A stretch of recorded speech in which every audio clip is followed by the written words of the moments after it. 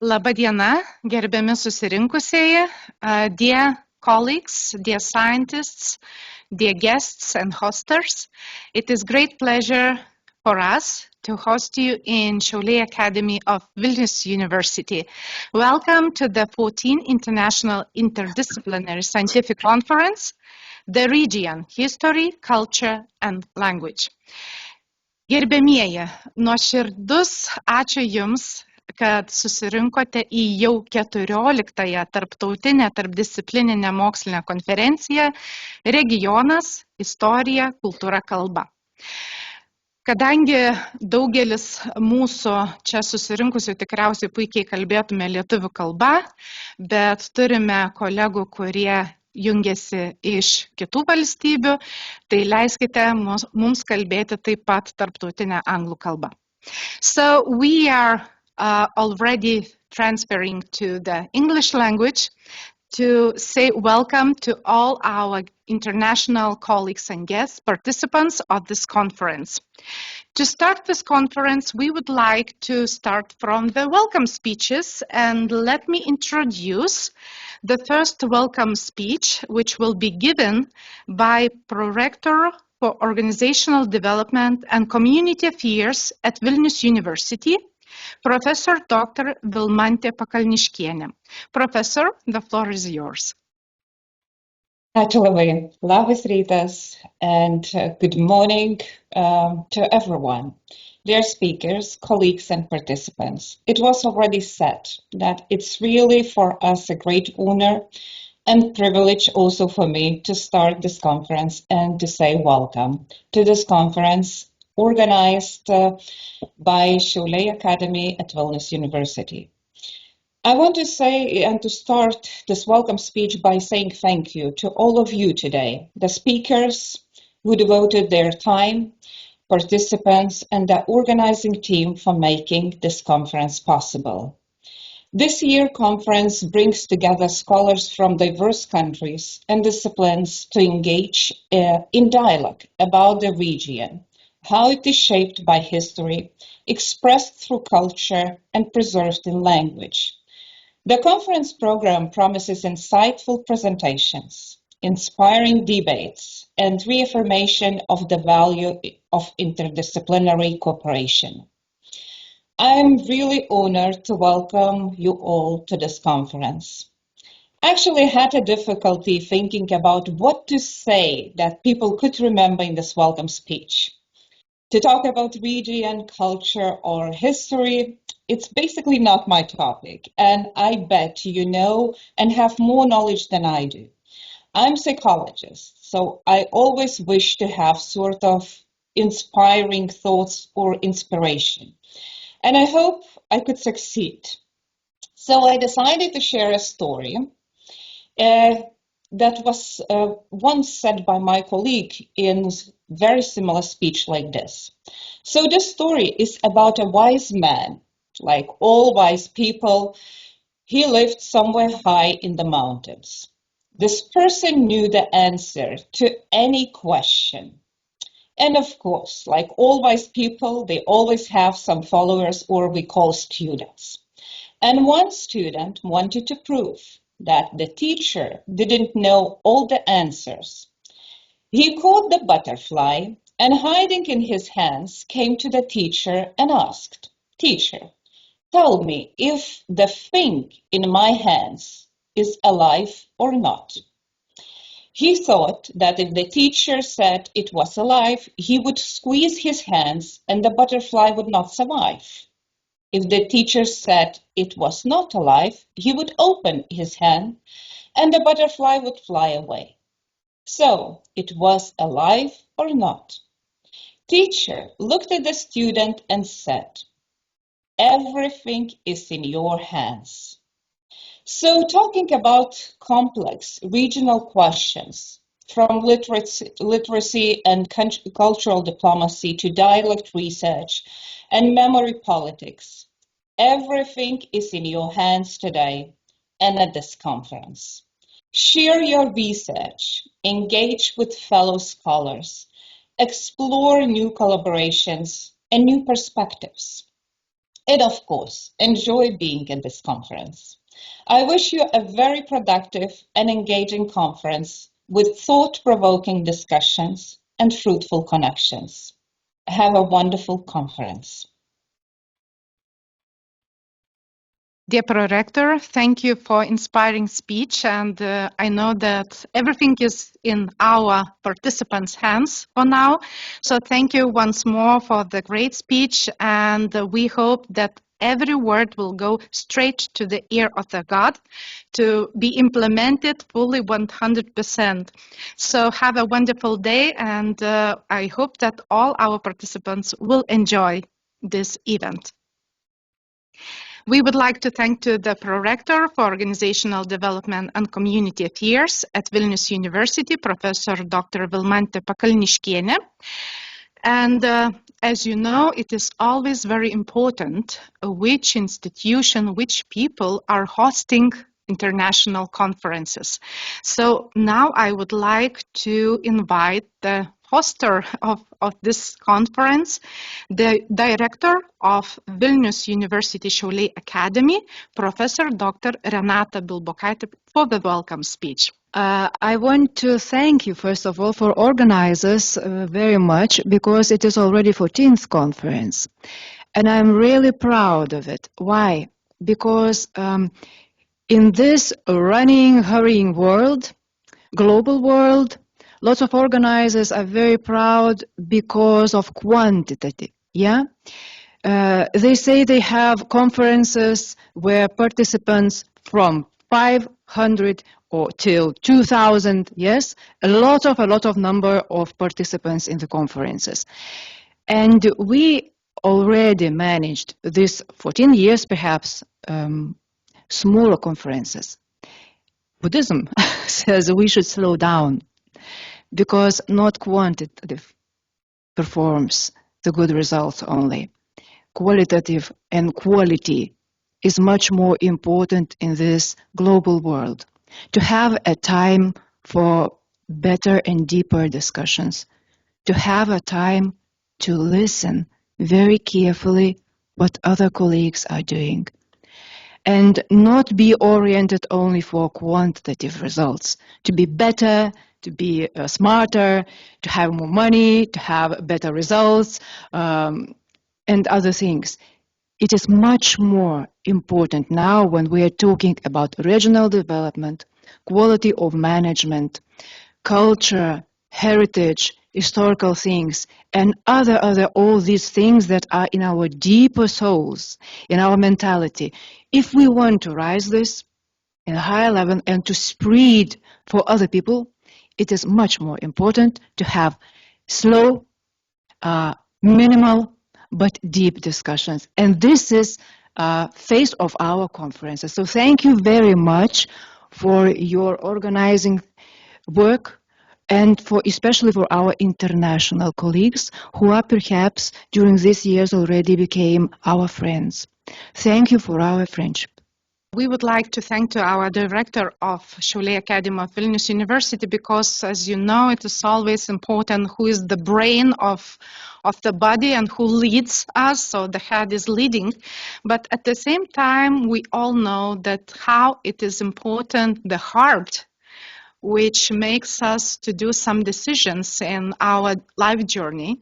So in this case, this conference was inspired and led by our colleague, associated professor, the head of conference scientific committee, Dr. Regina Kvašytė, who was leading this conference for 14 years, and she's still burning for this idea, and we are very happy to welcome her to say some words for participants of the conference. Labą dieną, mėlyjei konferencijos dalyviai ir čia atvykę į Šiaulius ir prisijungę nuotoliniu būdu. Labai džiaugiuosi, kad pavyksta jau 14 metus išlaikyti šią tradiciją, bet to nebūtų galima padaryti be jūsų, jeigu jūs neatsilieptumėte.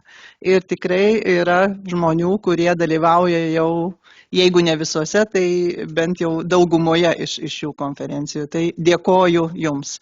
Na ir kadangi anglų kalba yra šio plenarinio posėdžio darbo kalba, tai pasveikinsiu ir angliškai. I sincerely congratulate the participants of the conference, the region, history, culture, language, both those who arrived and those who joined via Microsoft Teams. It is nice that most of the speakers found the opportunity to come to Šiauliai. I think you will agree that the added value of conferences is the people you meet and the acquaintances you make that may be important in the future. This is especially important for young scientists who are just starting their scientific careers. And there are quite a few of them at our conference. It is also a pleasure to greet the listeners of the conference. In 2012, we, the humanitarians of Šiauliai, historians, linguists, literary scholars and philosophers, began organizing an international interdisciplinary scientific conference dedicated to the region. Also, our number has decreased significantly during this time. We have maintained the tradition of the conference, and this year we have invited you to the 14th. We have regular conference participants, but new ones join every year. I am very happy for everyone and thank them for their loyalty to Šiauliai. This year, the conference program includes 41 presentations and a total of 44 participants. They are experienced scientists and early career scientists, doctoral students from Lithuania, Latvia, Poland, Croatia, Ukraine, and Belarus. The participants are from the University of Latvia, the Latvian Academy of Arts, and the Liepāja Academy of Rīga Technical University from Latvia. Białystok University, Library of Lodz University, Sedlce University of Natural Science and Humanities, all in Poland, University of Zagreb, Croatia, Kamenets-Podolsky Ivan Ohienko National University and Kamenets-Podolsky State Institute, Ukraine, and the Institute of History of the Belarus Academy of Science. The presentations will be given by speakers from Lithuanian higher education institutions and research institutes. General Jonas Žemaitis Military Academy, Klaipėda University, Institute of the Lithuanian Language, Institute of Lithuanian Literature and Folklore, Institute of Lithuanian History, Lithuanian Academy of Music and Theatre, Lithuanian Language Society, Vytautas Magnus University, Kaunas College and Kaunas First Music School, as well as two departments of Vilnius University, the Faculty of History and Šiauliai Academy. Our conference is characterized not only by intensive and rich scientific work. In addition to two plenary sessions today and tomorrow, two working groups of historians and a joint culture and language group will be working today in the afternoon. And in the evening, we want to provide an opportunity for all participants who have arrived in Šiauliai to communicate in an informal environment. Tomorrow, we will also offer a cultural program to visit the only Lithuanian Room of Sense in the world, which is located in this building. If you have come for one day, you can also visit it independently or on the second floor. We also suggest visiting the interactive exhibition Bolts Road at the Tourist Information Center, which is also our conference partner. You have also do his on your own, but it will be more fun for everyone together. It is tomorrow. I would like to remind that the articles prepared on the basis of the presentation read at the conference can be submitted to the online system of the journal Acta Humanitarica Academia Saulensis until January 1st. They will be reviewed, and after receiving 2 positive reviews, they will be published in the next year issues.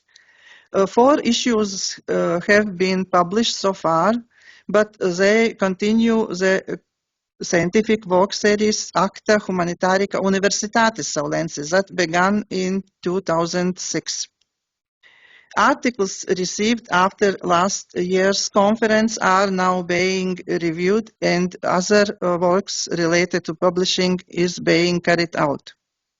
I would also like to thank of the members of scientific committee and hand over floor to the RENET coordinator Vita Juknevičienė, who will chair this meeting.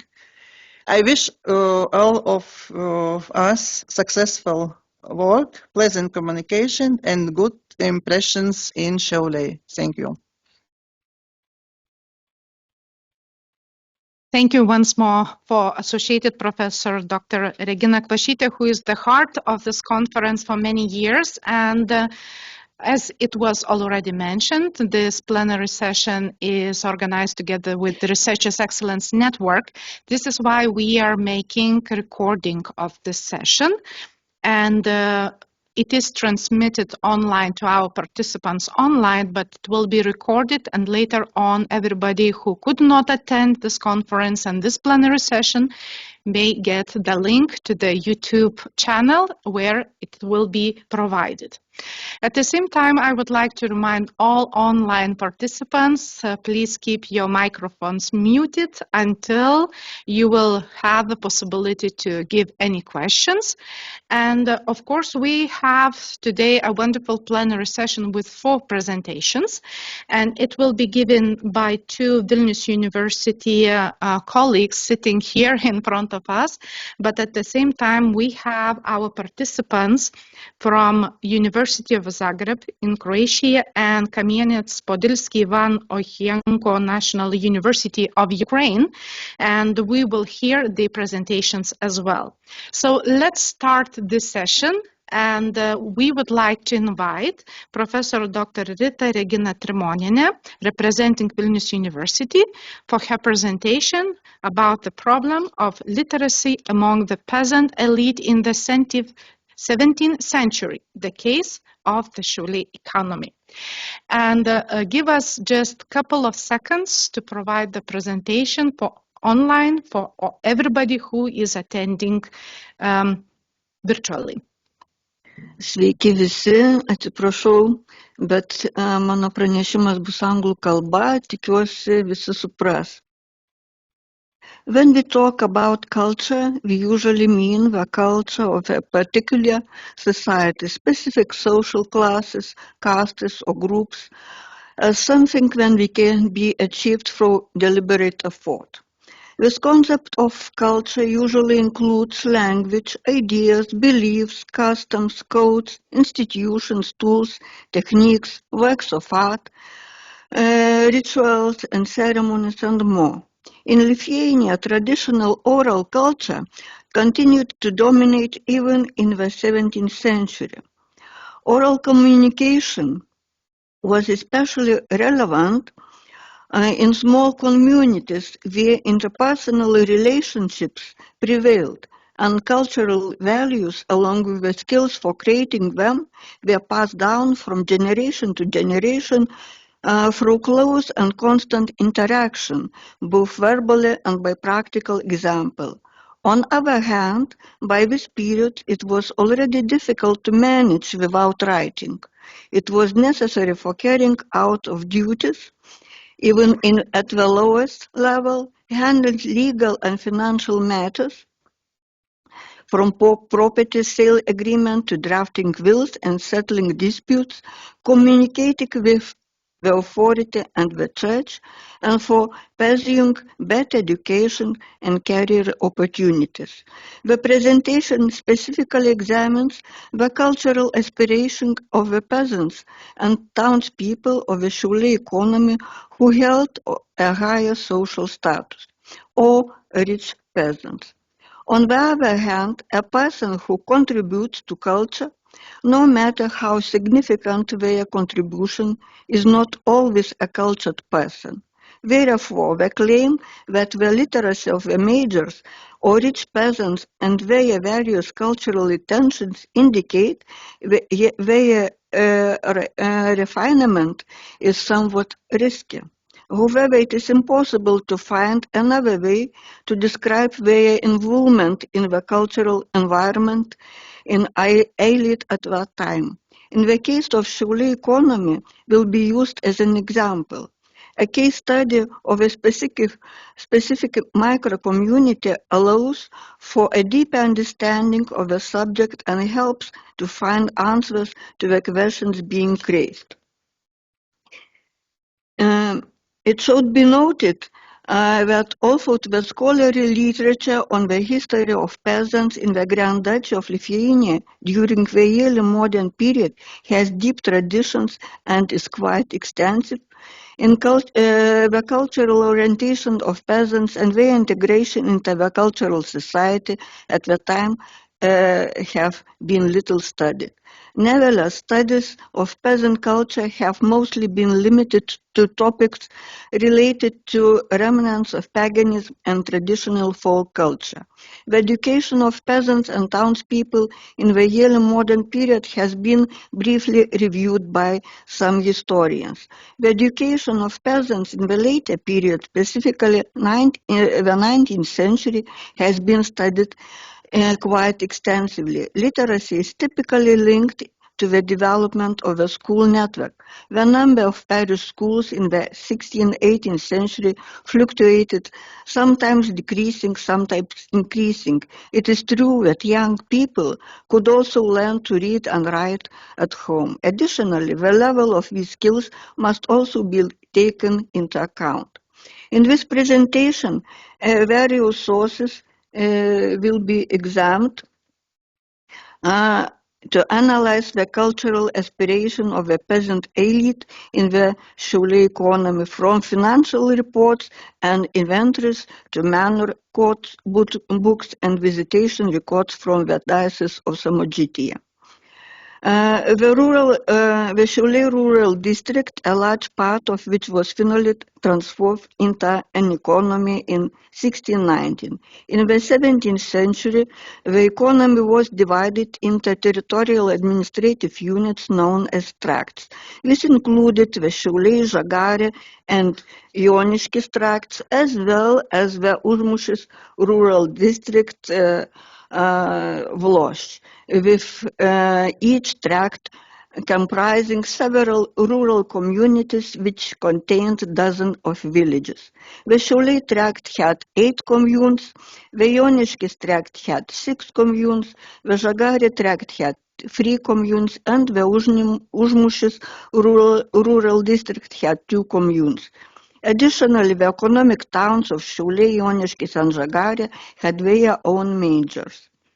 The scope of majors' work was quite broad. Taxes were collected not only from households or chimneys, but also based on the amount of land owned. A significant number of majors could serve until their death.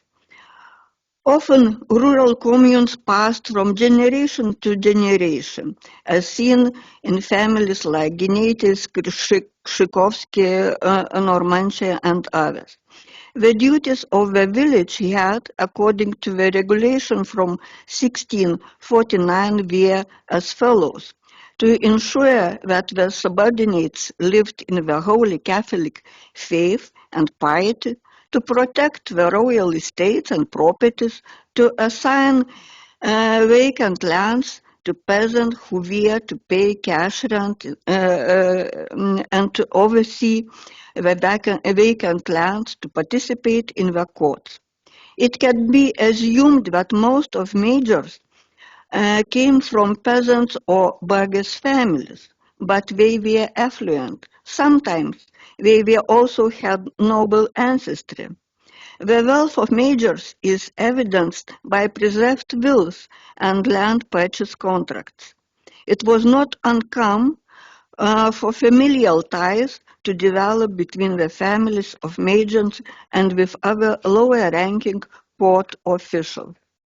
Sources, however, indicate that influence of majors was determined not only by their wealth and the passing of the majoral position from generation to generation, but also by another factor, their education or ability to read and write, especially in Polish. In 1562, the royal courtier and Zamodzician land inspector Jakub Blaszkowski, while carrying out the Wallach reform in the Karszuvas district with other officials, noted in the written instruction that knowing that, quote beginning, human memory is short, the majors cannot read.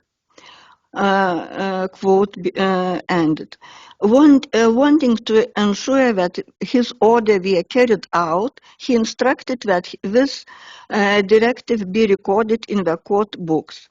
In 1622, a priest complained to the leasehold of the economy Hieronym Volovich about disobedient parishioners from the town of Šiauliai and 4 rural communes. Volovich sent a letter to majors demanding that those who did not attend church on holy days and Sundays and did not observe the holidays announced in the church be punished. Interestingly, the letter had to be translated into Lithuanian before being passed on to the majors. Later, it can be assumed that most majors had a good understanding of the Polish language, as it was necessary for communicating with the court.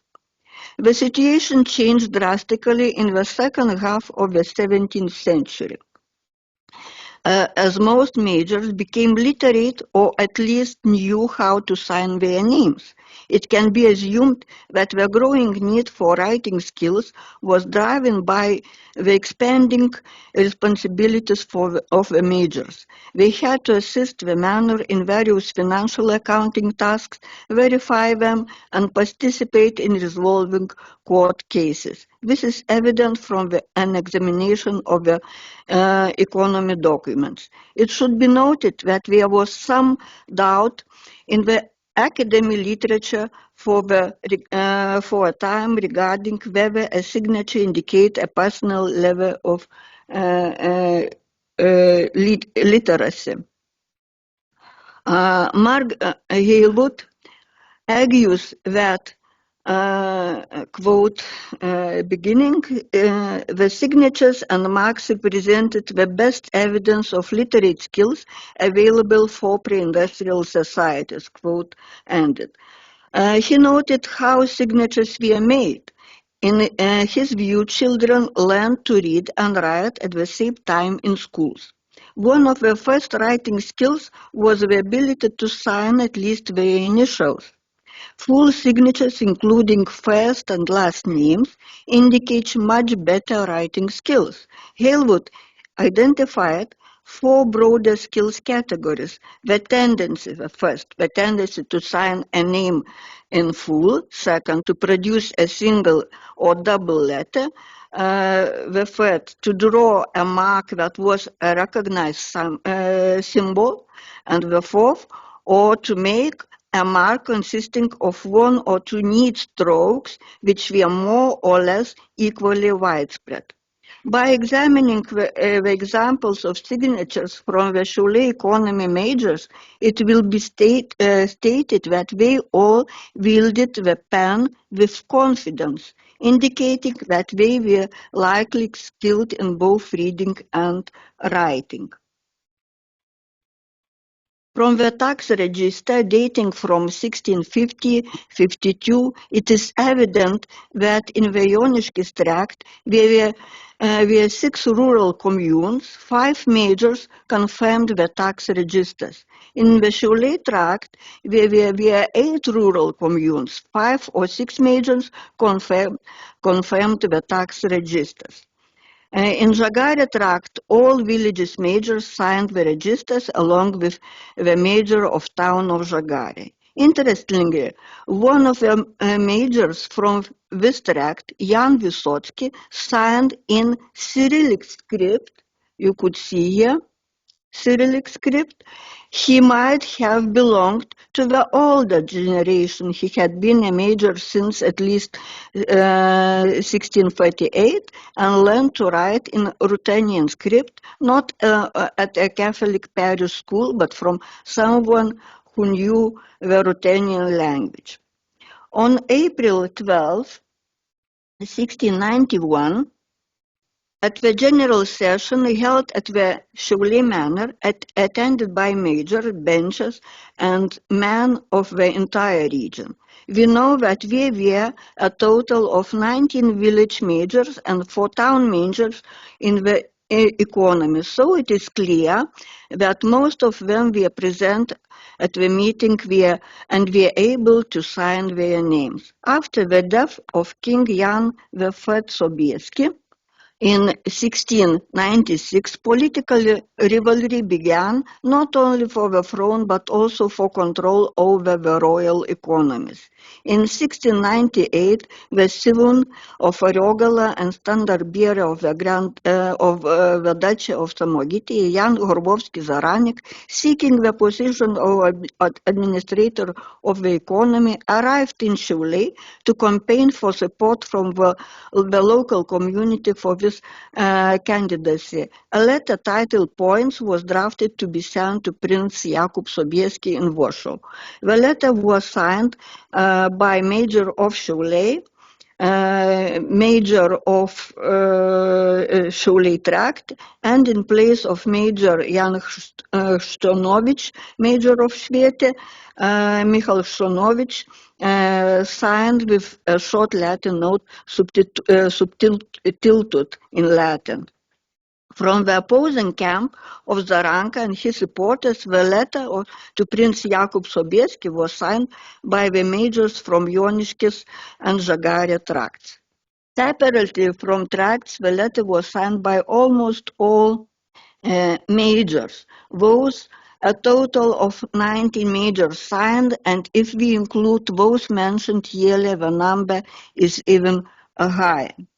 In the Šiauliai economy, the largest areas were occupied by blue flowered flags and hemp. These cultures were grown for sale and transported to Riga. It was necessary to maintain detailed records of the produce grown and sold. Here are a few examples. In 1652, the Šiauliai economy major Grigas Gineitis in his will left his nephew Karolis 310 bundles of flags. In 1675, in his will, Ambraziejus Kivoras from the village of Pailiai, and this map also you could see Pailiai, but not on this auditorium,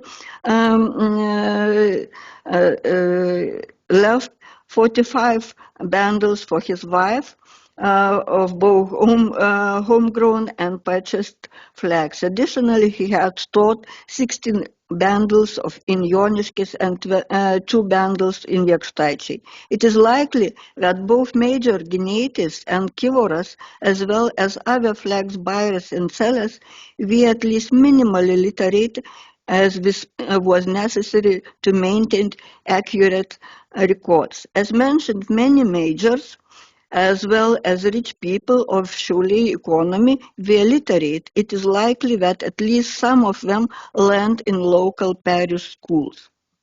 Since there were no established criteria for teacher training, it has sometimes happened that those who barely knew how to read worked as teachers, and there were also lower-ranking clergy involved. In these schools, children of both genders from all social states could study. On the other hand, higher social states often provided elementary education at home. The curricula depended on the church patrons and the parish priest, but the preparation of the teachers working there was of greater significance. In a report from 1646 by the Bishop of Samogitia, Jerzy Tiškevič, it is stated that almost all parishes near churches have separate schools. Those rectors or appointed bachelors teach children the catechism, the 10 commandments, all duties of Christian devotion, as well as grammar, music, and other subjects to develop their children's talents and receive regular salaries from their parishes. The parish schools in the Šiauliai region operated at various times in Jonišky, Šiauliai, Žagarė, Gruzdžiai, and Radviliškis. The scarce information does not allow us to draw conclusions about the level of education and who studied where. We can only speculate that at least some of the majors may have received their education in these schools. And conclusions. In the 17th century, we were around 22 majors in the Šiauliai economy at one time. Most of them came from peasants, while some of urban or noble origin. The village chiefs belonged to the local elite of the economic community and were often wealthy and influential. In sum, it can be said that the ability to read and write allowed majors to actively participate in the legal matters, which was their duty according to the manor law, collect and determine taxes, represent the interests of the subordinates of the Grand Duchy of Lithuania in disputes and conflicts with the administration, with economist tenants, and even with the king in higher courts, as well as to draft petitions. It can be assumed that the majors obtained their education in parish schools. Thank you for your attention and questions in the end of this session. It was great to hear about these literacy issues, and as presenter Professor already mentioned, how was important parish schools. So now we are coming to very similar topic connected to the schools, I guess, as we have our dear colleagues from University of Zagreb in Croatia, Associated Professor Dr. Draženko Tomić and Associated Professor Dr. Vladimir Legac. And they both will present the topic about between pride and necessity, teachers' salaries in the late 19th and early 20th centuries. My name is Vladimir Legac. I'm the second author. Draženko is the first, but I'll do the talking. Okay. Both of us are grateful to you and we express our gratitude that you invited us and to present this paper as a plenary. So, my first conference in Lithuania was in 2011 in Kaunas, and I attended 3 conferences in Vilnius and a couple of times in Šiauliai. I'm not the only one. Draženko attended the conference always with me and 2 other colleagues, Blaženka Filipa Žignić, who's the current dean of our faculty of teacher education, and Professor Krunoslav Mikulan. They are all sending their love and greetings to all of you. So the research was conducted on the salaries from the journal Kršćanska škola. The text results from study that is part of the project entitled New Topics in Croatian Philosophy from 1874 to 1945.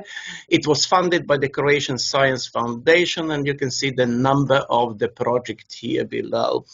So here, this is the magazine that this was the source of our articles that we analyzed.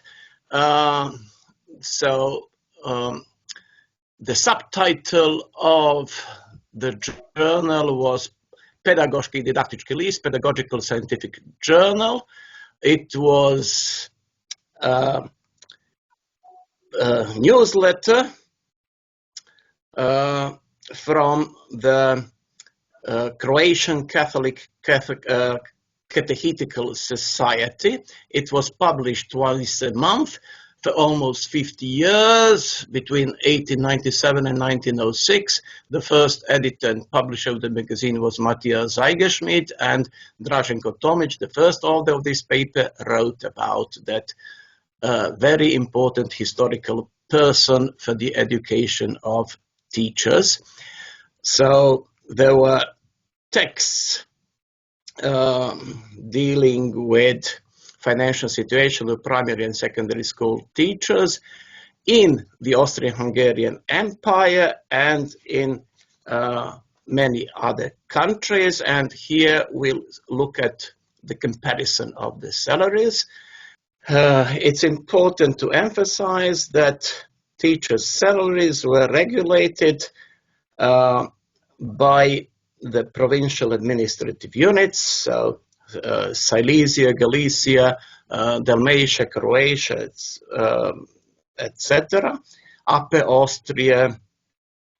So in those days, during the Austrian-Hungarian Empire, there were 3 kingdoms in Croatia, Kingdom of Croatia, Kingdom of Slavonia, Kingdom of Dalmatia. They were all parts of the today's Republic of Croatia.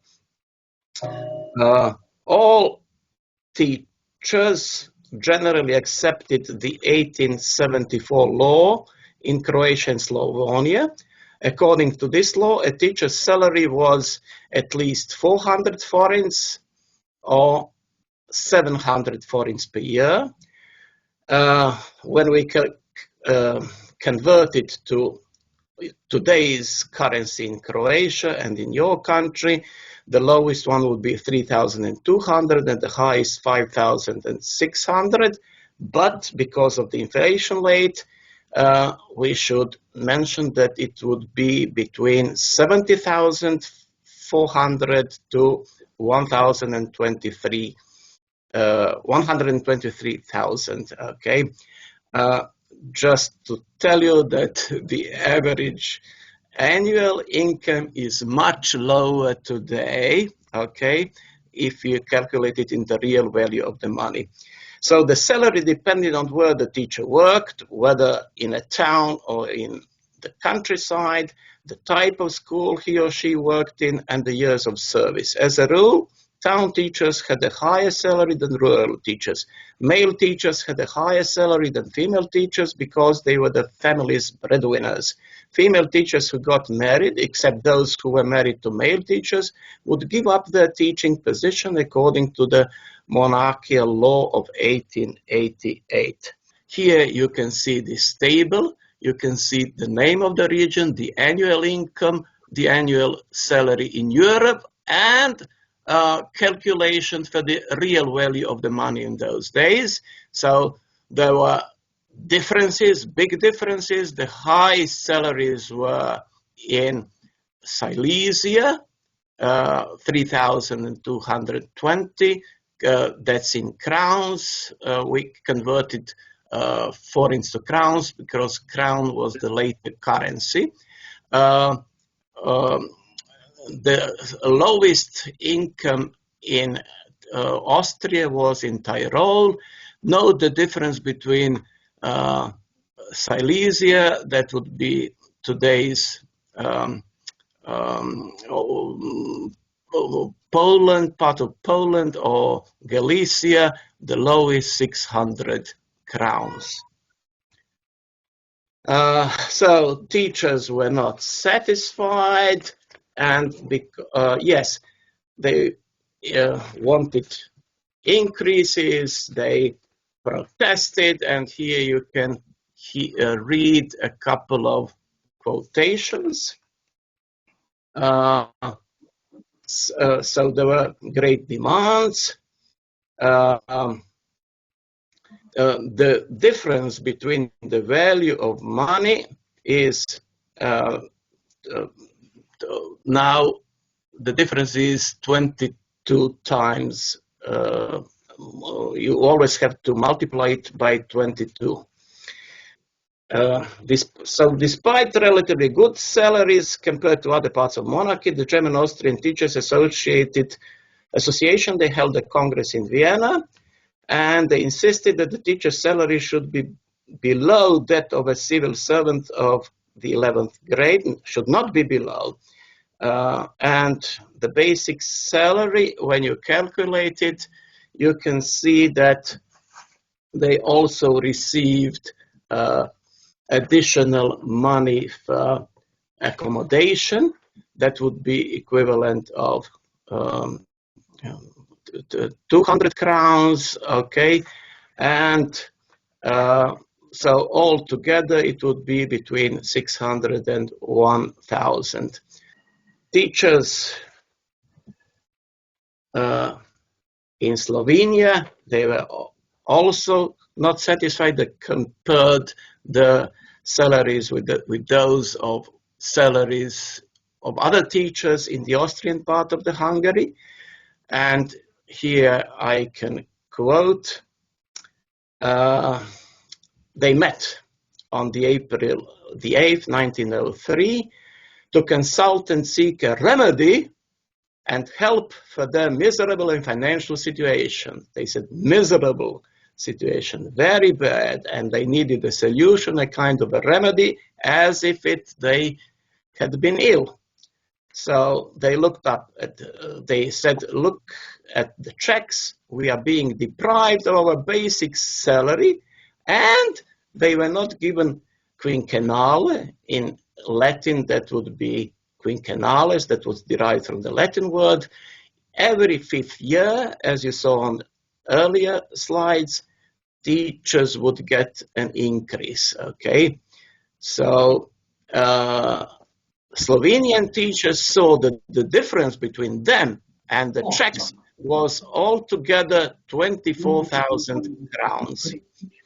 And the consequence of that was that some people who were not good enough to be teachers in the eyes of the Slovenian teachers did the job.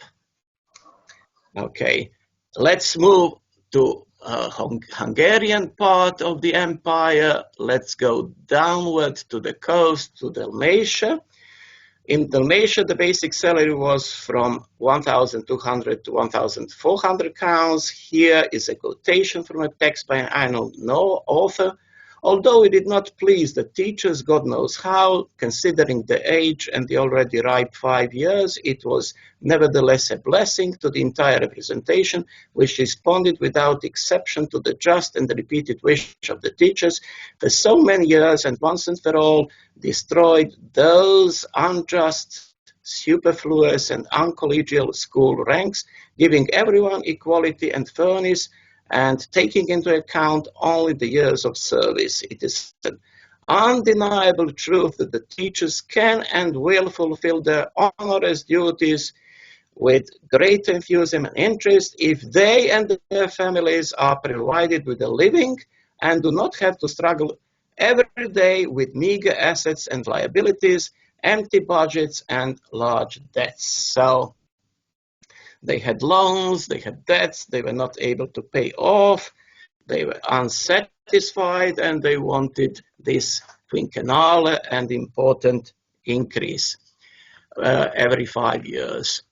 Now, let me compare the situation in Austrian-Hungarian Empire with other countries. So in this journal, here we took 3 examples of teacher salaries from Italy, teacher salaries from Russia, and teacher salaries from the USA.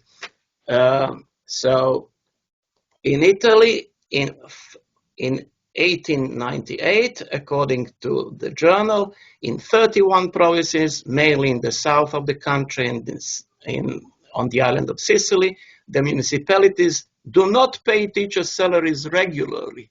Okay, so teachers in rural schools receive a meager 300 forint, or in Italian currency, it was 768 lira per year, while in cities they receive up to 384 forint. There were attempts to increase teacher salaries and even to reform the education system. That's the end of the quotation.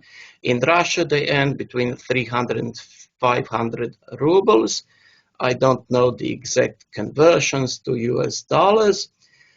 Now let's move to the USA. The third example, the average monthly salary of a teacher in the USA in 1902 was about 600, and that of a female teacher about 500 US dollars. So even in the United States, female teachers earned less. In New York, it was considerably higher, probably because prices were higher there. So here the quotation, teachers in public schools receive at least $900. That would be 3,780 crowns, the Austrian Hungarian currency, with an annual allowance. So even in America, and that's what the authors of this article wanted to emphasize, they also had increases, okay? It was also noted that in America, unmarried civil servants older than 40 cannot receive a salary increase. Still, the money that would otherwise be due to them was repurposed for the maintenance of school. And we come to our conclusion. Although the law of 1869 stipulated in principle that teachers' salaries should be high enough to ensure their material existence and that they did not need to engage in additional work other than teaching, the reports in the Christian school clearly show that salaries and working conditions in different parts of the monarchy differed significantly. Teachers, especially in the Hungarian part of the monarchy, as it was illustrated on the example of Zagreb, were dissatisfied. It also seems that in all of Europe, except for Germany, teachers in the Austrian part of the monarchy had the highest salaries. According to reports from the Christian school, teachers were dissatisfied with their salaries and threatened a so-called cultural strike in some parts of the monarchy, that is, denial of political, cultural, and literary engagements. In the reports of this magazine, a certain inconsistency and even biasness can be observed, which is probably due to the intention to support the teaching profession in the kingdoms of Croatia and Lithuania, which, according to the magazines, received the lowest salary in the monarchy, which is again a consequence of the financial relations after the Croatian-Hungarian compromise in 1868. And they ask a question: when will teachers get a decent salary? And the authors and the editor were not able to foresee that. During and after the First War, the magazine no longer published reports on teachers' efforts to increase their salaries. In the interwar period, the magazine dealt with the salaries of catechists, teachers who taught catechism. And now we can go back to this question, and when we will be able to announce the good news that in our country the class considered the most deserving in the homeland is also being subsidized in this way. This question is being repeated right now by the Croatian teachers. Last week there was a protest. 12,000 teachers protested in the Croatian capital in Zagreb, demanding higher salaries. One thing that we can compare between past and present, now we have higher salaries than teachers in Hungary, but we are lagging much behind Austria and other countries. So thank you for attention. Ačiū už dėmesį. I think we are right on time. Thank you so much, dear colleagues, and wonderful Lithuanian language sounds from your lips. So thank you so much. And your presentation is a very good example how our conference became interdisciplinary. I mean, when humanities meet social sciences, finances, and education. So thank you so much for your presentation. I would like to remind that we will have a question session at the very end of this plenary meeting, and I would like to invite everybody to think about questions for our presenters, both being here in the room and as well online, and we will have this possibility to ask everything what means and matters for us in this moment. So thank you once more for the great presentation, dear colleagues. And if you may, please remain in the meeting, just in a case if some participants will have more questions for you. Thank you once more. It was a very great presentation. And now we would like to invite our next presenter, Associated Professor Dr. Regina Kvašytė, who is representing University of Latvia in this case, and she will talk about terminology commissions in Latvia in 1919 and 1921, as well as Lithuania in 1921-1926. She will represent results of comparative research, so just give us a few seconds to provide the presentation online.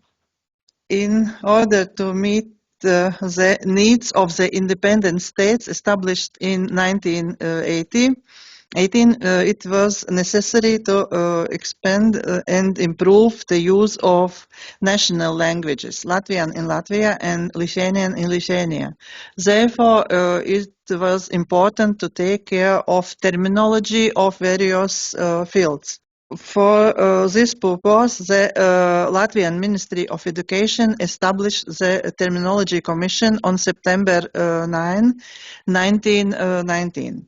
The Minister of Education, Kārlis Kaspersons, and the Director of the first Department of the Ministry, Longīns Auseis, signed a resolution which was published in the newspaper Valdības vēstnesis.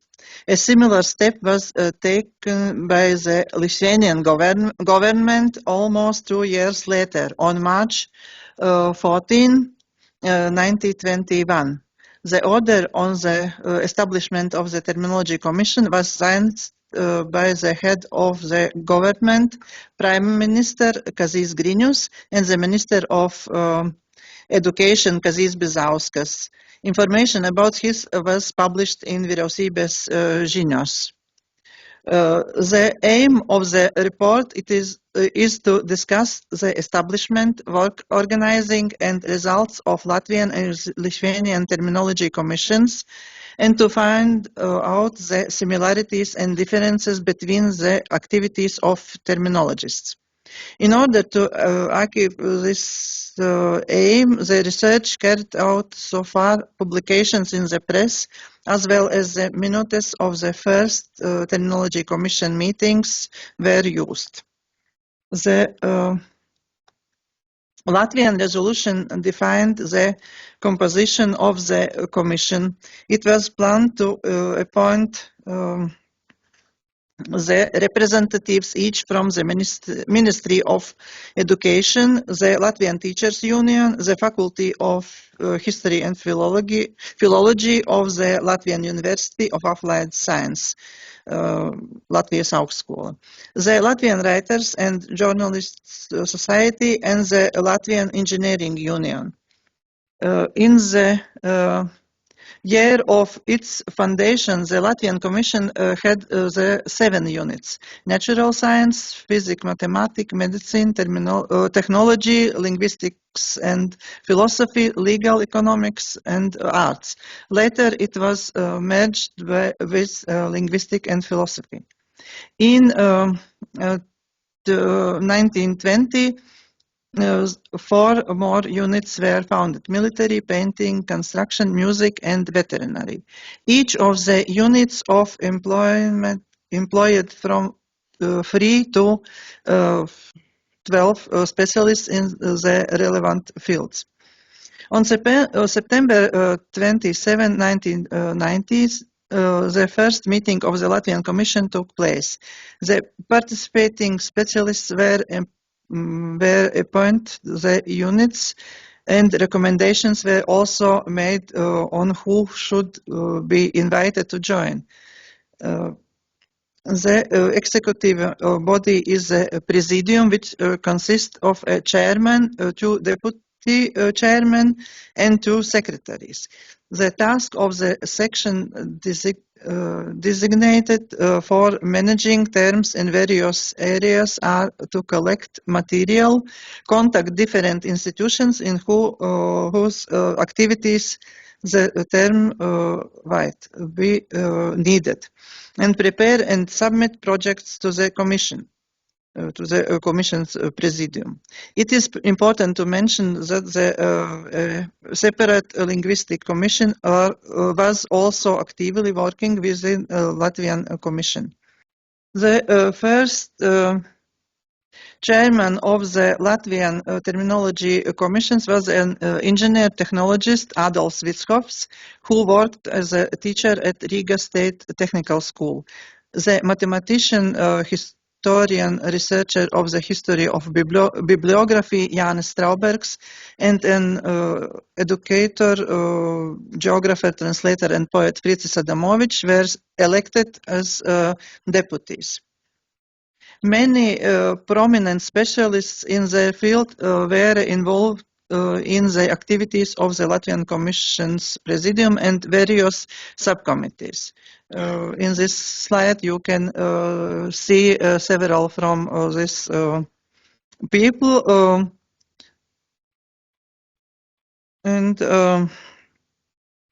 It should be noted that at the time many specialists were educated experts in several fields.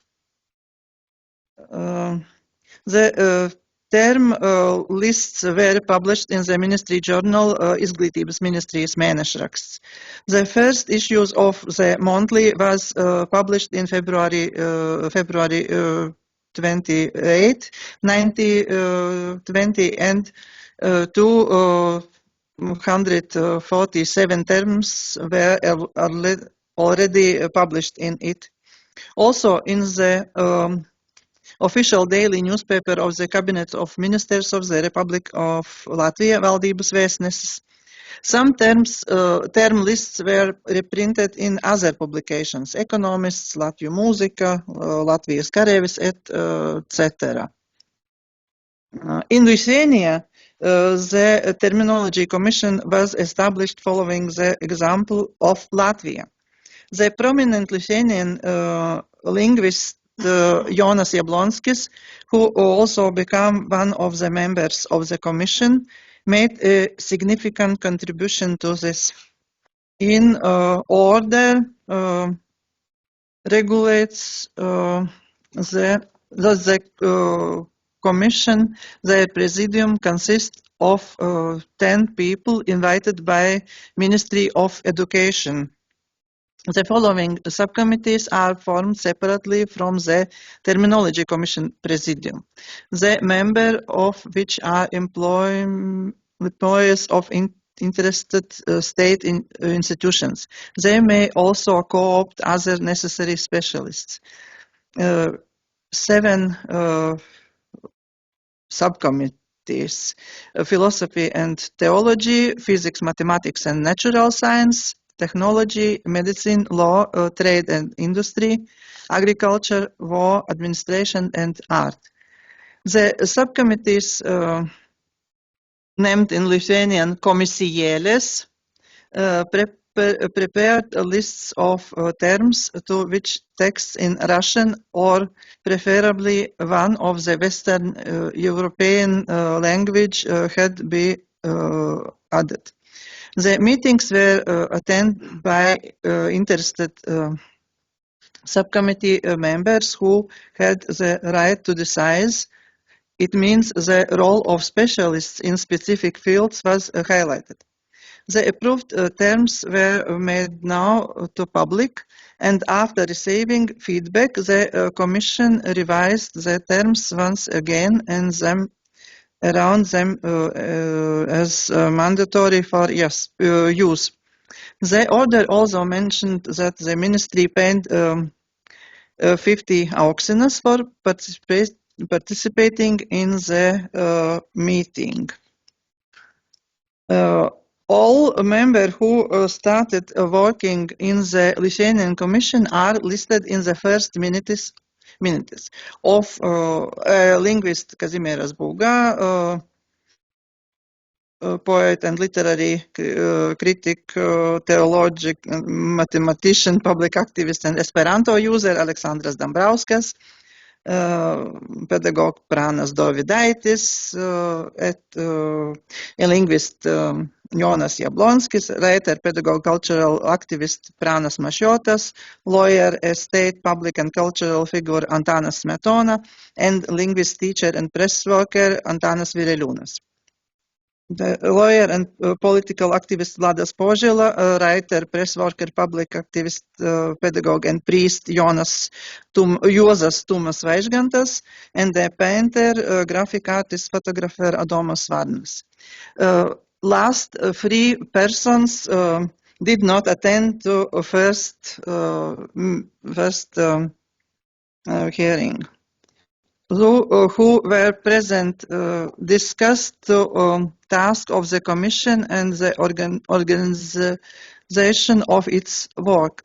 The primary task of the Commission was to unify the official language of state institutions, and it was also agreed that it was necessary to review and correct the terms of various scientific fields. The activities were to be organized in such a way that the responsible individuals of the interested ministries officially submitted draft of terms to the Commission in writing, 10 copies each. The second meeting, the Lithuanian Commission elected a chairman. He was Antanas Smetona. It should be noted that Smetona was the first and fourth president of Lithuania. Latvia also played an important role in his life. He studied privately in Liepāja and then at Mītau or Jelgava Gymnasium. The secretary of the commission was Antanas Vireliūnas. In 1990-1921, he worked at the Ministry of Education. The Lithuanian Commission organized its work similarly to the Latvian Terminology Commission. Subcommittees in various fields were created to deal with terms. The adopted terms which were later reviewed and approved by the General Commission or Presidium. Another similarity between the Latvian and Lithuanian practice of adopting terms is that general public could also express their opinion and on the adopted terms. Therefore, the relevant lists were published in the press. The terms approved by the Commission were published in the journal Švietimo darbas, which was published in Kaunas, and in the official daily newspaper Lietuva. The Commission's minutes certain records of observation received after their publications. For example, on May 17, 1923, regarding telephony terms. However, the that work of the Lithuanian Commission was not smooth. The minutes repeatedly recorded that it was necessary to restructure it. Two main reasons were mentioned. More and more members of the Commission were not attending to meetings. And second, the work of the Commission and the subcommissions was ineffective because it was not properly prepared for it. However, on February 2, 2022, it was dedicated to increase the remuneration for participating in the meetings. This is one of important complaints about optical of the well-run functioning of the Commission, from 50 to 150 auxiliaries, and to oblige Presidium to finish dealing with the list already submitted by the subcommissions. The coining of terms was difficult because there was an insufficient amount of qualified linguists, and the unqualified members of Commission had no idea about the principles of terminology management and the norms of the standard language. The result of the work of both Latvian and Lithuanian terminology commissions, which has a lasting value, is the publication of dictionaries of terms approved by them. In Latvia in 1922, in Lithuania in 1924. However, this dictionary differs in content, scope, and the attitude of contemporaries or modern terminologists to these publications. The order in which the terms were published also differ. The Latvian Commission's provision were to publish terms in foreign language first, usually Russian first, then German, so that the list would be easier to use for those who did know Latvian terms. The Lithuanian Commissions present Lithuanian terms first. You can see this different form of this dictionaries. Latvian dictionary is big form, or Lithuanian very small. The Latvian dictionary contain terms from 20 fields, sometimes combined units of varying scopes, and you can see this all 20 fields in this slide.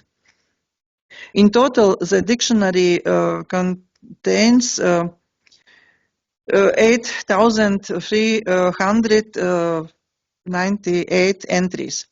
The foreword of the dictionary explains that sources in Russian, German, English, and French were used, but the order of their presentation in the dictionary, starting with terms in Russian, the exception is book industry, where German comes first, is explained by the fact that this languages was best now to the members of Commission.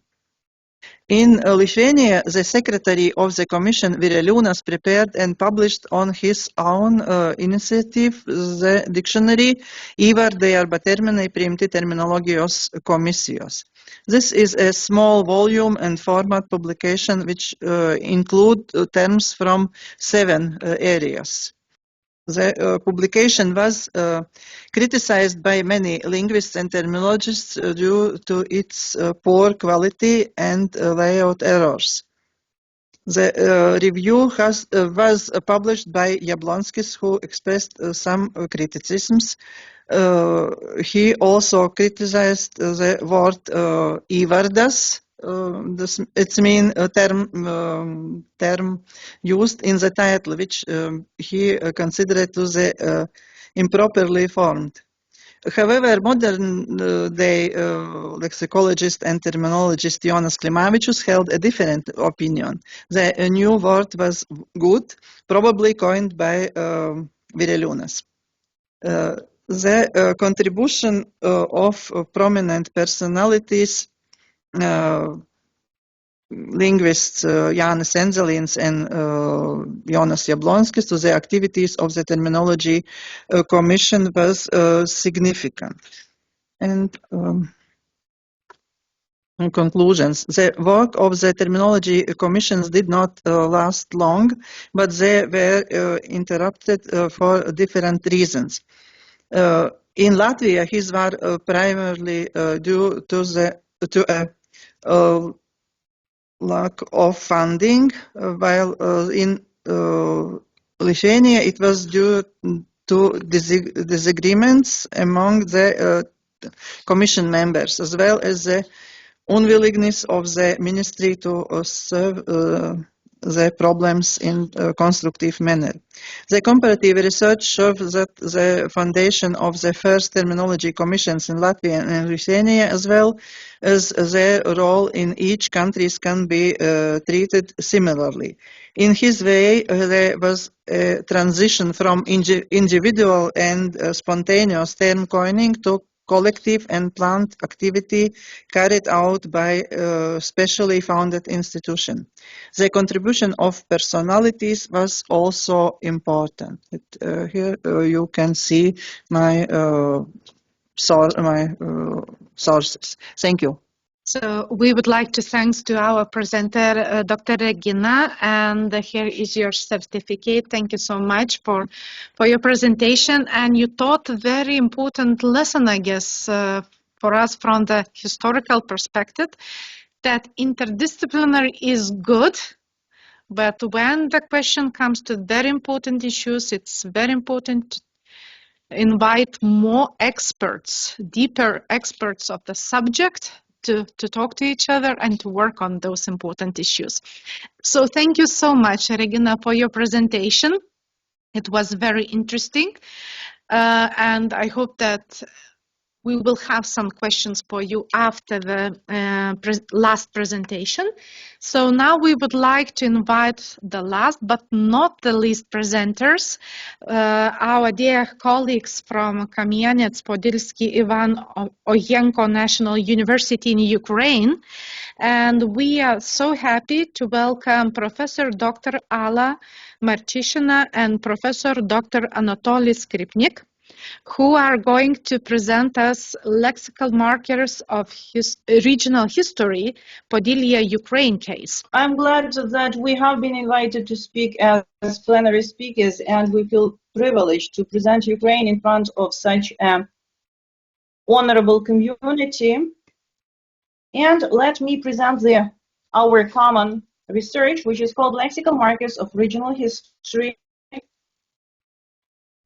And I will be speaking about Podylia, Ukraine, that is the place, our native town, our native territory, and that's always pleasant for a researcher. There is nothing more pleasant and rewarding than investigating the entire land, the native land, the mother tongue, the specificities of surrounding where we have been, where we were born, and what we learned from our parents. Well, the native history and language will always attract those historians and linguists who would like to know more than we can see on the surface. These aspects suggested the objectives of the present research, which aim at analyzing how the sequence of historic events of the region, where we, the two co-authors, have been living and working, and how they influence the vocabulary of the Ukrainian language as spoken in the region of Podylia, which is situated in the midwestern part of Ukraine. So, the origin of the Ukrainian language, I will start from this point, as it is called and perceived worldwide today, goes back to the late 14th, early 15th centuries. At that historic period, a number of medieval Christian states originating from the territories inhabited by the Slavic people or Slavs began to develop as national states. The former Rus, well, sometimes it was called Kiev Rus, but that was the Moscow interpretation of our history, it was Rus or Rus-Ukraine, was gradually transforming into a country with a dominating folk, Ukrainians. Alongside with this, the language common to all the Slavic peoples began to differentiate too. The region of present-day Podillia is identified as mid or southwestern part of former Slavic tribe settlement. At the time of the Ukrainian language formation, it was a part of the so-called Halych-Volyn territory. In the 14th century, after the collapse of the Rus kingdom, I put down just this term because it is called in Europe and which is perceived throughout the world, but historians invented one more term in the 19th century, which is called the Halych-Volyn Principality, which was not fixed so wide. So the Ukrainian lands became a part of the powerful empire, the Grand Duchy of Lithuania. The Great Dutch, I hope you will forgive my mispronouncing some names. I don't know Lithuanian yet, but I promise I will try to. So, the Great Dutch Algirdas, the son of Gediminas, defeated the troops of the Golden Horde, the other name of the Ulus Yuchi, the western part of the Mongol Empire, in 1362, and attached Podillia alongside with other Rus territories to Lithuania. This way, the largest state in Europe was formed. It was a multi-ethnic, multi-confessional state with great diversity in languages, religion, and cultural heritage. The majority of its population were the Slavs, so the structure of the state government was inherited from Rus-Ukraine. The Rus principalities were preserved, as well as their traditional political, military, judicial, and legislative systems. The official language was Rus language. The dominant religion was Orthodox Christianity. The Rus believed as it was called. But the principalities were reigned by a new dynasty, the Gediminas. Podillia was ruled by the Koryatović brothers. The Duchy of Podillia was one of the largest principalities with a center in Kamenets-Podilsky. That is the city where we are living and working. In 1374, the Koryatović brothers bestowed Kamenets on Magdeburg law. Well, that is the picture of this person.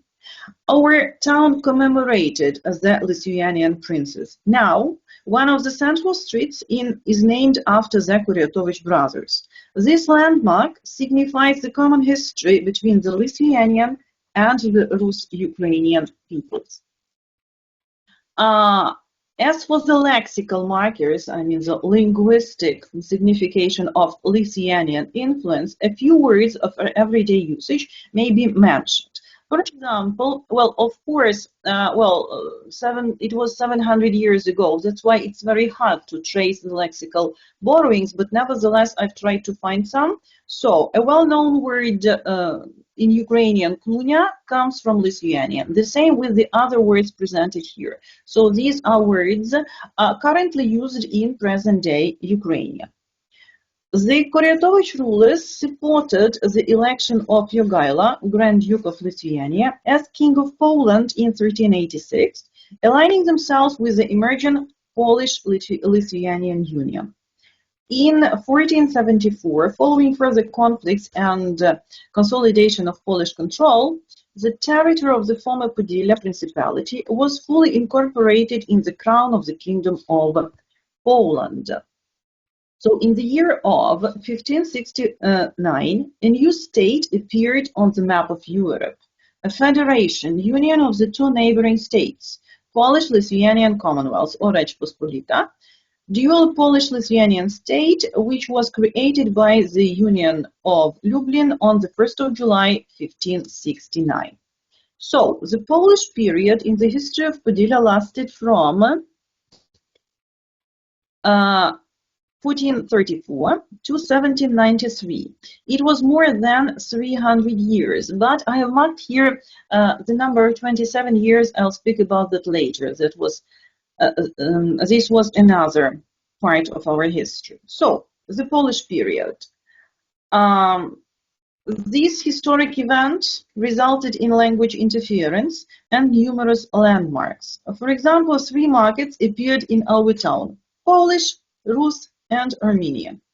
Well, as for Polish landmarks in our city and the region around, there was a so-called district called Polskie Dwory, Polish Farmstead, then Polish Market, Polish Gate. On the contrary, there was Rus farmsteads and Ruski markets. So these are districts where people of some nations lived. As for other lexical borrowings, well, that is ribbon, binda, clause, kappa, obraz, icon. In our city and in the territory around, we don't say icon, we say obraz. Well, that is image. Well, so that's territorial peculiarities. Then instead of rose, we say, in Ukrainian it is tроянда, but we say roja. Instead of cellar, that is підвал, we say sklep. That is Polish influence. And these words spread all over the territories with the Polish rule, and due to the fact that these borrowings have been used during 4-5 centuries. Though there was a break in the long Polish rule in Podylia. That is, I'm speaking about the 27 years marked red in the previous slide.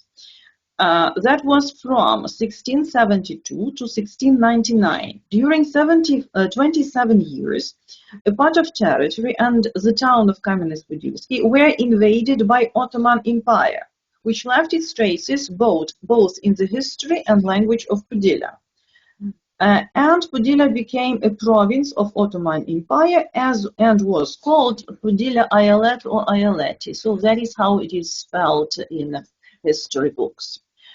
During the Turkish reign, numerous military, religious, educational, trade buildings appeared. For example, well, you see, that was the 17th century. In our town, there were 8 coffee shops and 2 candy stores.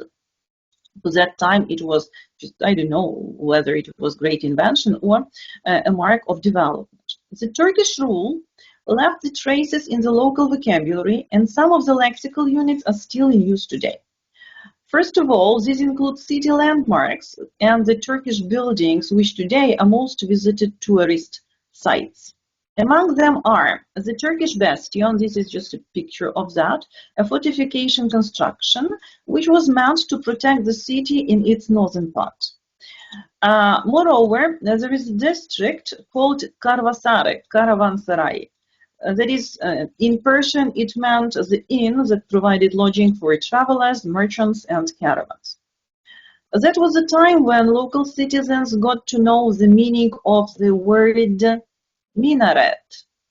The Turkish invaders built it near the Catholic Church. There was a Catholic Church before the Turks came. It was St. Peter and Paul's Cathedral, but they transformed it into a mosque and built a minaret in front of it.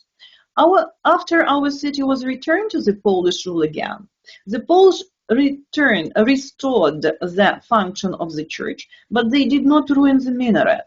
They only placed the statue of Virgin Mary on top of it. So now this is just on top of the minaret, it is golden. Nowadays, everybody knows the meaning of the word minaret in our city, though it isn't functioning as minaret anymore. The Turks converted St. Nicholas Dominican Cathedral into a mosque and built a minbar in it. Well, there is another picture here on this slide. This is where Muslim sermons are preached from. Leaving Podylia, the Turks could not take it, but arranged its preservation according to the truth. So the cathedral was restored, but the religious sign and the words are still in use in our town. Well, other notable landmarks, there is a district in our town. It is called Tatarsky. It is on the map of the city. And moreover, there is a street called Tatarska Street, Tatar Street. Beside these religious landmarks, there are some more lexical units of Turkish origin, which are still active in the vocabulary of the territory. For example, a very nice A very nice situation can be observed with the word bazaar. There is a Ukrainian word to native Ukrainian, yarmarok, that is a marketplace or place for selling and buying food. The Ukrainian native word is yarmarok. Then the Polish word is rynok. And just above this place in our town now, there is a title rynok. But at the weekends, what do our citizens do? We go to bazaar. So three words function simultaneously. Well, the other lexical markers, a very nice word, I mean nice from its history, from the etymology. For example, the sign of Ukraine, the bird of stork, the bird of stock. Well, the traditional and the linguistically approved word is журавель. Then we call it leleka. In Podila, it is of Turkish origin. Then there are some dialect words like busko, buzok, busol, busel, chornohuz. And I don't know whether it is well linguistically true, but I looked up the dictionary and I found that the first words, I mean busko, buzok, busol, are Lithuanian borrowings. I'll try to find out whether it is true. And the other words of Turkish origin, well, are here on the screen.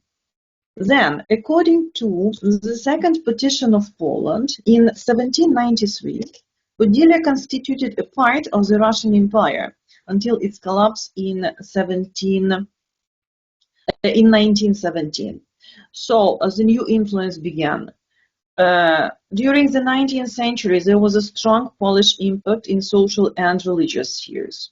Almost all the town dwellers spoke Polish, villagers spoke Ukrainian. In the early 20th century, there was language policy of Russification in the towns. As a result, a third of the population of Podylia region spoke Ukrainian, another third spoke Russian, and the last third Yiddish. This influenced both the topography and local dialects. The Russian impact was immense. It was enhanced by the strong imperial state mechanism and later by the Soviet authorities, whose treatment of Ukraine and Ukrainians was not difficult from that of the Tsarist Russia. We suffered constant persecutions from the side of the Muscovite Russian totalitarian political regime. As a result, there appeared a lot of Russian borrowings in the Ukrainian language.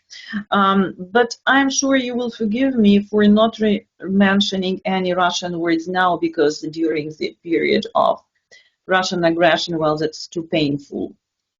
At present, we are witnessing how our national language is evolving significantly as it attempts to make steps away from Russian. The overwhelming takeaway from Russia is visible in substituting words of Russian origin by neologisms or contemporary derivatives of words of English or Latin origin, or we are just restoring the native Ukrainian words long forgotten. In conclusion, I may say that the history of the land of Podylia is a patchwork of events, invasions, battles, conflicts, and wars. All political and administrative transformations leave their traces on the map and in the epoch, in speech and language. In spite of all the impacts and interferences, the citizens preserve their national Ukrainian identity and local coloring. So that is how our city looks now. That is the university I work in, the landmarks of Podylia now. Here I would like to finish my presentation, but I would like to use the moment and thank the Lithuanian people, the authorities, the people present at the conference. I know there are Polish participants, there are participants from other countries like Lithuania and so on, to express our great attitude, our great gratitude for support the Ukrainian people in this hard period. Thank you very much. And if there are any questions, I'll be glad to answer them. Thank you so much for your presentation, Professor Ala, Professor Anatoly, the great insights We had the presentation before from Professor Regina. She was explaining about commissions trying to keep national languages of Latvian and Lithuanian. And here is your presentation giving us insight how Lithuanian language as well as other languages made an influence in the region. So thank you very much for a very interesting presentation. Please, if you could stay for longer a little bit, because we expect some questions for you and your colleagues. I would ask our colleagues here in the room as well as online, if you have any questions, please raise your hand, virtual or physical one. My question will be to my colleague, Regina Kvašytė. It was said about commission of terms, and it was mentioned that Jonas Jablonskis was the member of the commission, of the Lithuanian Commission. We know, I don't remember if Jonas Jablonskis left earlier this commission, but we know the statement of Jonas Jablonskis to other members of that commission that you created such Lithuanian terms you yourself will not use in future. So what do you think? What's your opinion? If it's better to create not good Lithuanian or Latvian term, or sometimes to borrow the word of the international origin. Your opinion, Regina. Thank you for this question. Of course, I think it's not very bad that we have international terms too, but not so much. We will Lithuanian and Latvian terms coining too, of course. But Jablonskis and Enzelins, all these linguists was for puristic tendencies not accept. So I have a question for my colleagues from Zagreb, and maybe you could compare salaries of workers, official doctors and lawyers, for example, in comparison with teachers at this time. Yes, here I am. Vladimir will answer this question. During the current strikes, and the protest last week, one of the issues that was raised was the comparison between the teachers' salaries and professors' salaries with the salaries of lawyers, primarily of judges, and this is a very important source of dissatisfaction of teachers, especially university professors. For example, a judge after only 3 years of service has the equivalent of somebody who has been teaching for at least 70 years, and that would be the salary of an associate professor. And after additional 4 years, they amount to the salary of the full professor. So this is not a good reason for somebody to start. For example, somebody graduating from the law school, that person will prefer to go and be judge at the court and not an assistant at the university, yes, but on the other side,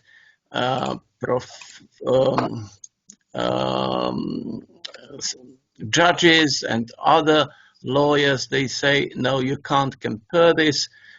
We haven't had any increase in our salaries for longer than you had, but again, people from trade unions did research and they say that's not true. We are still lagging behind you for for about 59 to 70%. I'm not quite. I apologize for the for this percentage. I'm not quite sure about it. I just give it out of memory, okay. Thank you so much, Professor.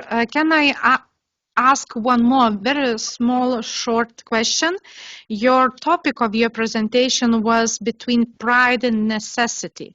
And we know that in recent years in Lithuania, it was raised like a main goal to make the profession of teachers like prestigious one again. So I would like to ask, is this in Croatia in the previous time, and now is it to take the prestigious profession if you are a teacher? Yes, so in the 19th century, okay, the authorities claimed that it was a prestigious salary, but in our quotations, and there'll be many more in the article that we want to publish, you'll see that this wasn't enough money, and because of that, it wasn't possible for anybody to regard it as a prestigious percentage because people had to work elsewhere to make for the living. And Thank you so much. even nowadays, for example, in Zagreb,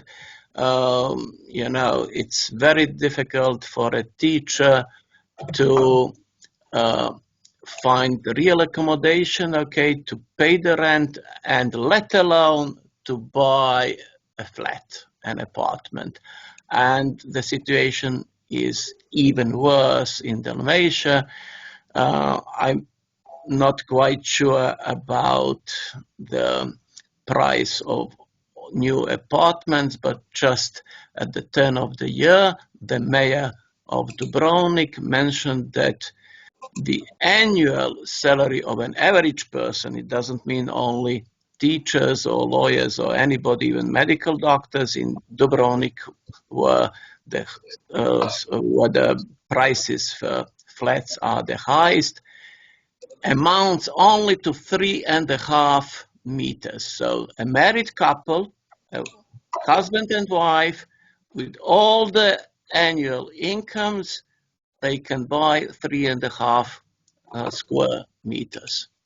Okay, but the situation is better in the north, where Draženko and I are currently living. Okay, well, in fact, I've lived here most of our life. Okay, and I was able to afford it, so I have an apartment of my own. So we can learn from your research that the grant for teachers for accommodation would be very helpful even in nowadays. Yes. So thank you so much. Thank you so much, professors, for your answers. And I see that Professor Rita has another question, so please. Thank you for interesting presentation to Professor Alla and Anatoly from Ukraine, and about changes, historical and territorial changes of your region and influence of our language. But I had some time Rus Kingdom from 1238 to 1349, but I'm sorry, I never had such term. And could you say about the king of this kingdom? Well, thank you for your question. This term was more popular in European history because Europeans got used to the word kingdom. Prince or principality, as the territory he ruled in, was not as popular in Western Europe as in Ukraine. Well, there is one more term, Halych Volyn, principality. And perhaps the most famous king was Danilo Halicki, Danilo of Halic. He is called the king of this territory. Of course, he was not crowned as the king, but the functions he performed were like those of the king. He was a prince, and the territory he ruled was principality. So this is, I can say, well, the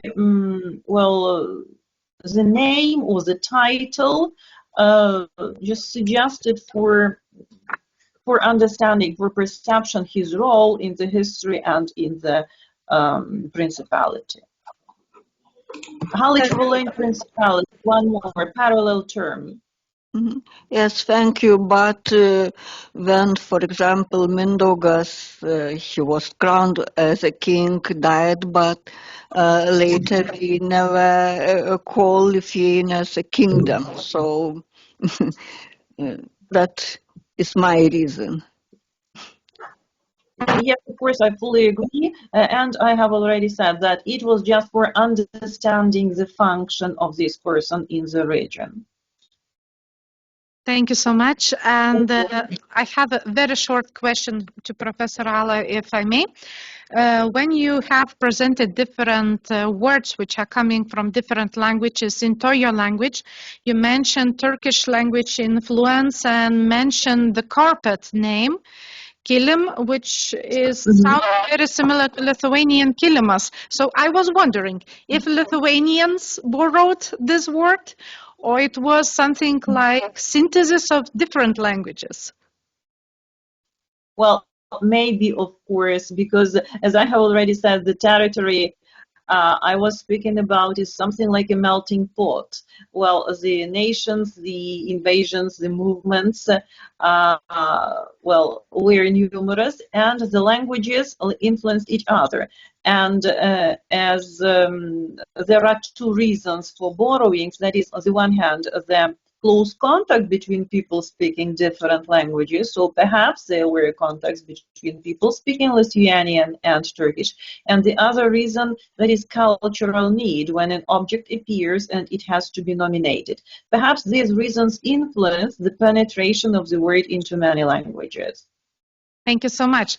As we are approaching to the very end of our plenary session due to the time restrictions, there is the last maybe question to Professor Rita. She mentioned about the mayors and the literacy level. And I was wondering, was Šiauliai economy as the exceptional case about the literacy of mayors, or it was something similar to the rest of regions surrounding? What are your maybe research implications or hypotheses? Unfortunately, there are any investigations about literacy of majors in other economies, but if when I saw some documents from other economies and from other cities via majors, yes, I can see some signatures, and so it could be literacy, but the main idea is that we usually think that our peasant were literary, very dark people, and I think my investigation shows that our ideas have changed. Thank you so much, Professor. I would like to thank to all our presenters, both here in the room, to Professor Regina and to Professor Rita, as well as to Professor Draženko, Professor Vladimir, Professor Ala, and Professor Anatoly. Thank you, dear colleagues, for participation and for sharing insights from your main research fields. The conference plenary session is coming to the end, but before ending it, I have one request from our organizers, maybe we could stay for a couple of minutes more, just because we want to make a common picture of those who are in the room and those who are online. So we will try to take the picture of you online as well as us. And before ending up, I would like to remind that after the plenary session, you have the lunch break. And after this, at 1 o'clock, it will be the 3 working groups going on, not in this building, but in the building in entrances from another street, Povilas Višinskis. It's the main building, how to say, complex, but the entrance is from another side.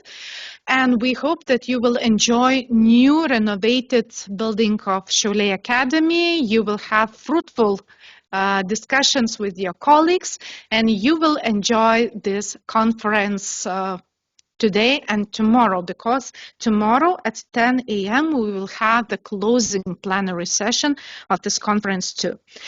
Thank you once again from the behalf of organizers, from the hosters of Šiauliai Academy, as well as from Researchers Excellence Network, because in such a way, when we gather together, when we can discuss, when we can make questions and give answers, this is the real exchange of knowledge and expertise.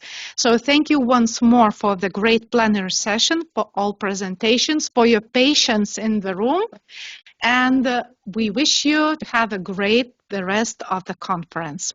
Thank you so much.